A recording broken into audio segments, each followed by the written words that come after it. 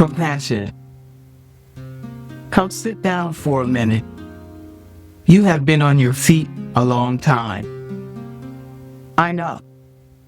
I see it in the way you walk into rooms, still ready to hold space for everyone else's hard day. I see it in the apology that lives in your face before anyone has said anything to be sorry for. I see it in the way your shoulders soften when someone else is in pain, and the way they tighten the moment the pain is yours. I want to talk to you about compassion today. Not the way they taught you, not the way it has been used to keep you reasonable while everyone else got to be human. Not the version that asks you to understand the people who never tried to understand you. A different kind. One that might be new to you. The kind that begins inside. There is a particular weight that marginalized leaders carry, and most people will never see it.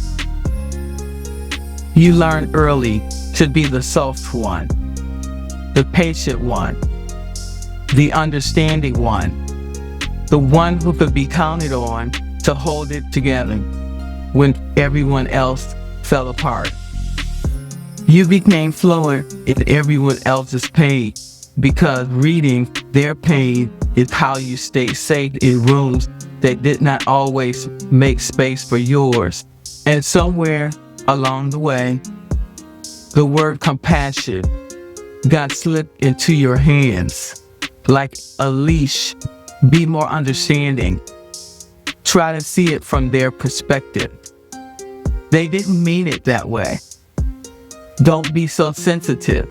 Have a little grace. You heard those phrases so often, you stopped noticing they were always going in one direction. Always out and almost never back to you.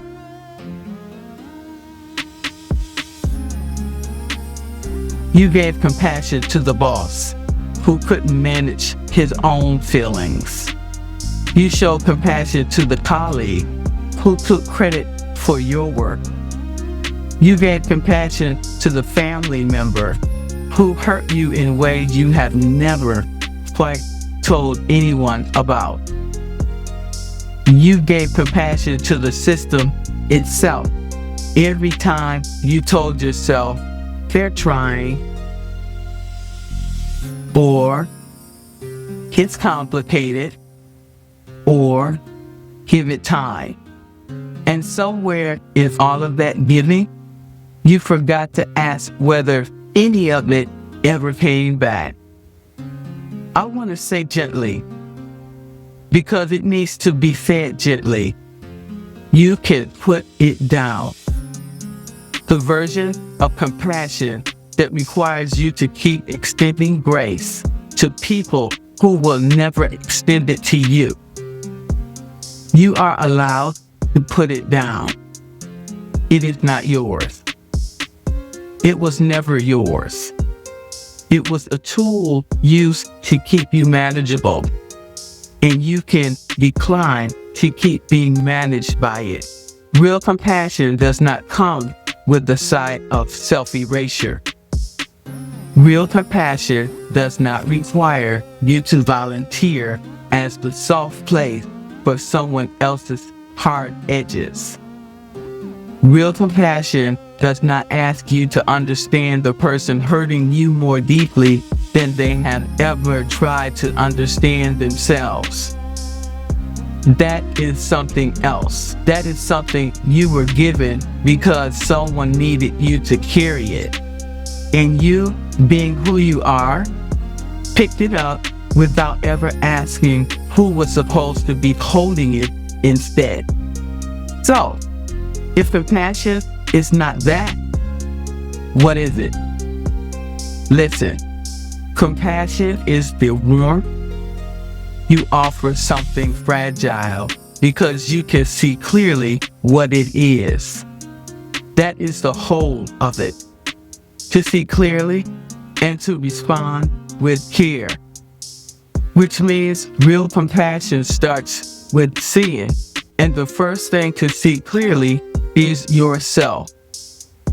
The you who has been getting up every day and doing the work even when it costs you.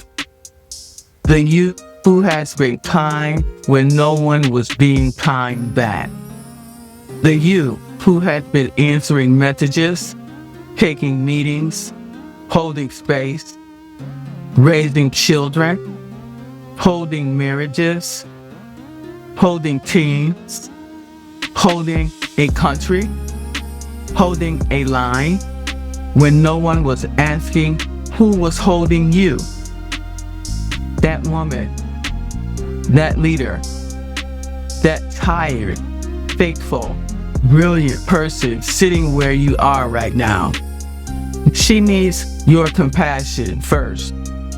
Not because the rest of the world does not deserve it, but because everything you have to give the rest of the world will be filtered through her.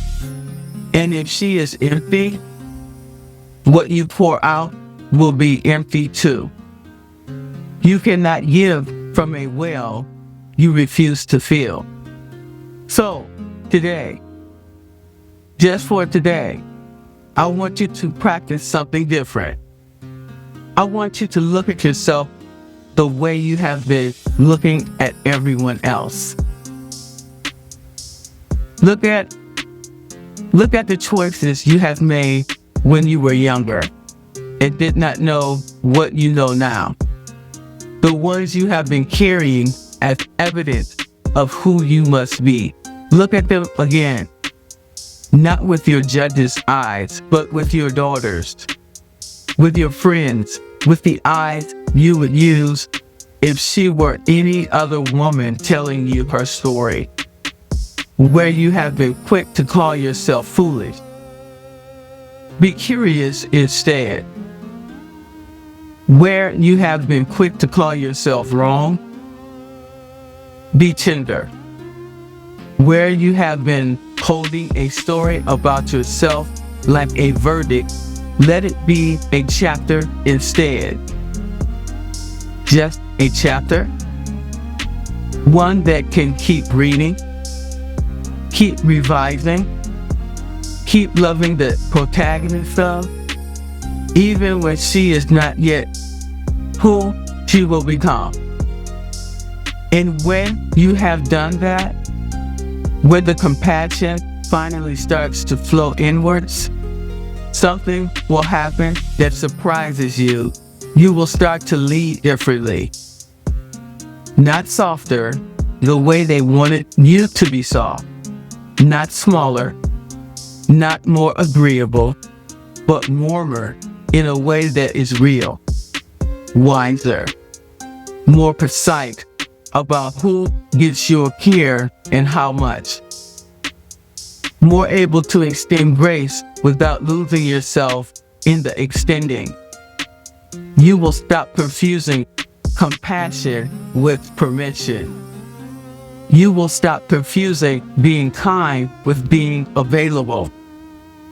You will stop confusing softness with the absence of a spine.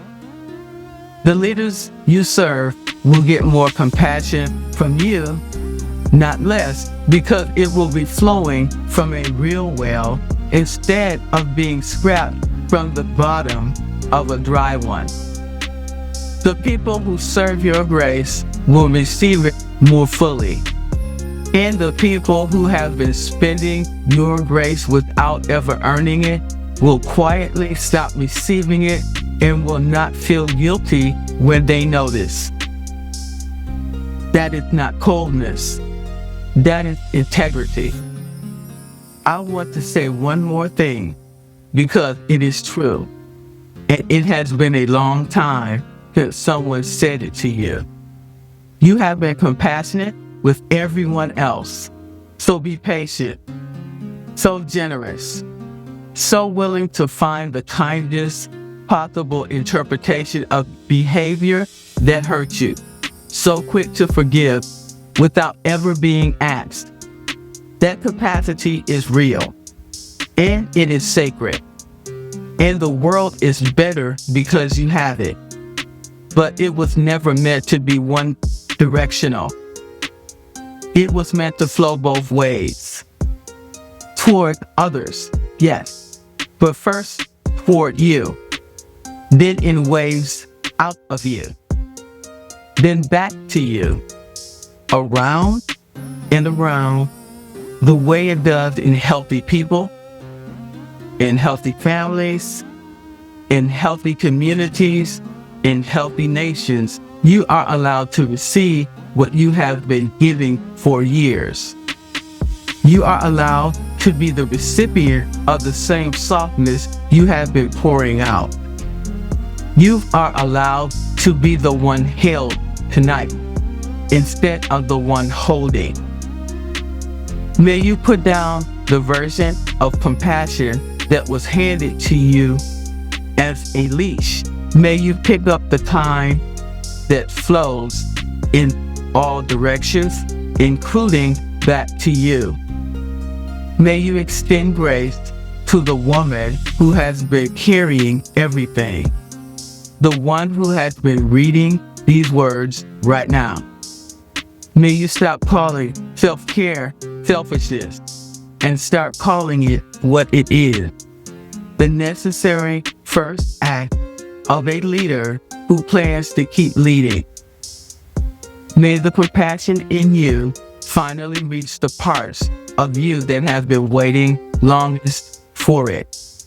And may every leader watching you learn from your example that compassion was never supposed to cost the giver her own life.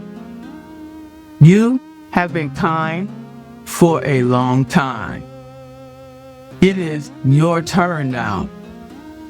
That is the work